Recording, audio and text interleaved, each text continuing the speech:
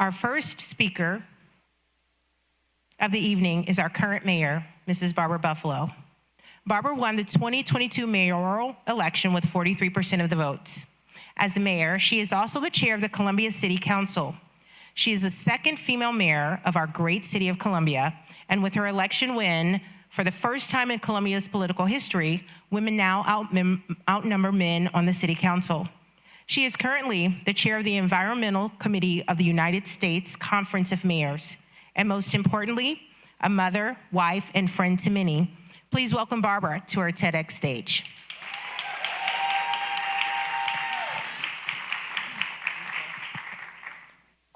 Thank you, Melita.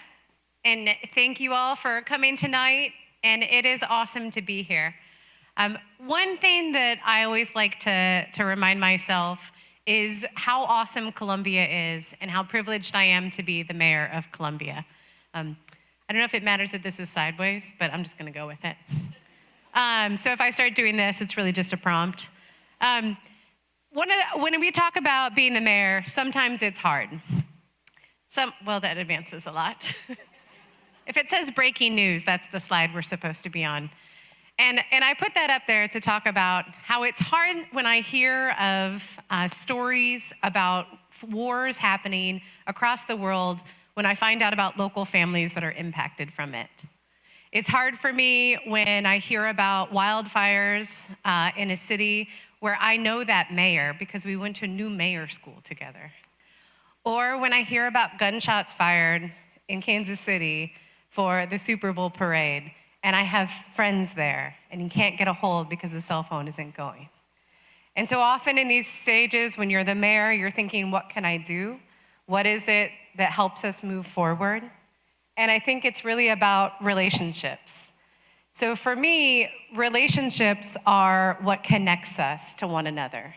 When we talk about those stories that I mentioned, you know, what stood out are really the facts that you know somebody that was involved in it, or you had a personal connection to it. And I really believe it is those relationships that we form with one another that will help us save the world. And so I'm gonna take you a little bit on a global journey of mine, where we're gonna talk about building these relationships across the world and what it does for us back home. So we're going on a really long plane ride.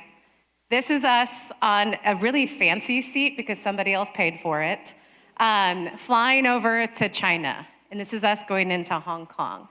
I was part of a mayoral delegation, next slide, part of a mayoral delegation to China, a country rich in history, way older than us, burgeoning economy, constantly growing.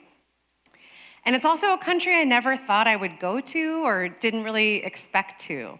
But I also assumed that I knew a lot about the country because of books I've read and things I've seen on TV. Go to advance.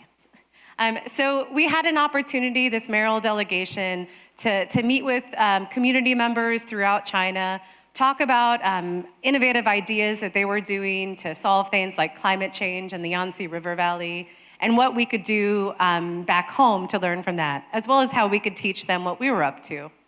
Slide. Every city we went into, it was a very formal reception. It was, I view it as kind of like you were sitting there and you were reading the backs of mayor playing cards. Like, oh, I am the mayor of Nanjing, Mayor Han. Population, 9 billion people, or 9 million people, sorry. Still, that's more than whatever I expected. We're also talking about, their GDP was $563 million last year. And I was like, okay, I'm from Missouri. We're the 4th largest city in Missouri. We're pretty cool. My population of my city is the population of that apartment building right there. And it was really, though, an opportunity, because my favorite thing, and I'm gonna go next slide. Thank you, my slide person. My favorite thing actually happened on a bus. So this is me, this is actually me taking a picture of the mayor of Jackson, Mississippi. And Lumumba and I got on the bus with, and I'm gonna go next slide. I don't know if I can do this anymore. Got on the bus, and this is May. So May is what's the equivalent of a presiding commissioner. And so we're sitting there and we're talking about, talking through our language difficulties. She's working on her English, and I know absolutely no Chinese or Mandarin. And we're talking about, just about ourselves and our kids. Well, we bonded a little bit over our son's love of Pokemon. We talked about what's going on in our cities. She's talking about how Nanjing, their population continues to grow at exponential growth. And I was like, us too. We're growing faster than any other Missouri city. We talked about how do you protect and make sure you have enough housing for your community members, and also understand the infrastructure you have while maintaining your community character. We'll go to the next slide, please. So as a result of that, I can't see this thing. Can we go next slide, please? As a result of that, she took us on a tour the next day of this place in Nanjing that was an older neighborhood that they were restoring, but they were doing innovative things to make sure that people could remember what was there, as well as preserving some of the spaces. So what you can't see here is that they're showing the actual literal infrastructure in the ground, like water pipes and electric lines, to show the community members what is your literal foundation of your city. And so we were talking about this, and I was like, I'm blatantly stealing this for a project in Colombia. We're gonna do this. And so the purpose of our trip, can we go next slide? The purpose of our trip was really to build these, we're kind of dignitaries, right? It was to build these relationships. But it was more than just sharing these best practices of what's worked and what hasn't. It was about connecting as a human to a human with another human being around the world. And remembering when we're talking about China back home, I'm remembering May. I'm remembering the mom who was worried about housing in her city.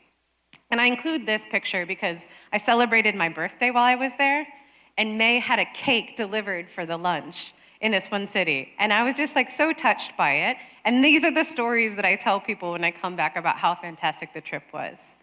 So we go next slide. So the next place you're gonna go with me on my global journey is Dubai in the UAE. So Dubai is known for its towering skyscrapers, and it's the most innovative city to have. And so we're there and innovate. I am not allowed to do this, Melina. Can we go back to the one? Yeah, that one looks good. So I was invited there to represent US cities at the UN conference, the Conference of the Parties, or COP28. And so we were talking, and I was meeting with countries that I had never even heard of around the world, talking about climate change and our impacts on our cities and what we could learn from one another. What we were also there was just to make those connections with people. So one of the stories I remember talking to somebody about was about their use of solar ovens in the African nation. And they were working on how, because of women's health, being able to cook dinner and not have a polluting stove that was causing them asthma and causing them breathing issues. And about how they were putting in solar stoves to work on this. And it was this kind of idea where I was like, we are so privileged in the United States that I'm just talking about, some of our different renewable energy resources and energy efficiency. But people are actually, to feed their family, worrying about also their health and having to do the trade-off. And so as we're meeting with these different countries, next slide. As we're meeting with these different countries, we're also meeting with people who are looking to invest. Go back one, please. Wait, no, I don't know. I don't know what I'm doing. When we're meeting with the different countries, we're talking with people about what we can do in our own community. And so meeting with investors about the opportunities for investing in Colombia, in our own life sciences, in our research reactor. This one gentleman he works for a company in the UAE, and he is the one here on the far right, or your left.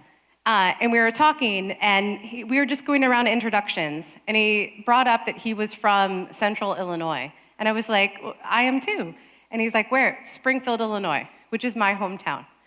And so we're in this meeting, and I'm across the globe, and I'm running into somebody who knows what a horseshoe is, which if you guys don't know, thank you.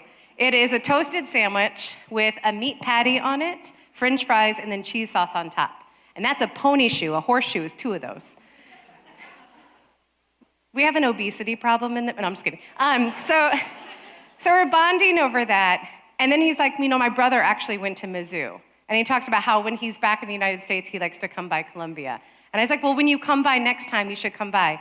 And while you're there, you should come to our research reactor. Because if you're looking to invest in life sciences and different things, we have some entrepreneurs that you should come and hang out with. And we can go to the next slide. And I say that to say jokingly, it really is about these relationships that we're making. You have an opportunity in your life to make relationships with people where you're connecting as a human to a human. And you're creating these bridges. And it helps us as a community then embrace diversity. It helps us understand people's different lived experiences. And I just like to think maybe it could solve some of our political polarization if we remember to take out the rhetoric and we think about people as humans and we remember that we do have the potential to save the world. So, thank you.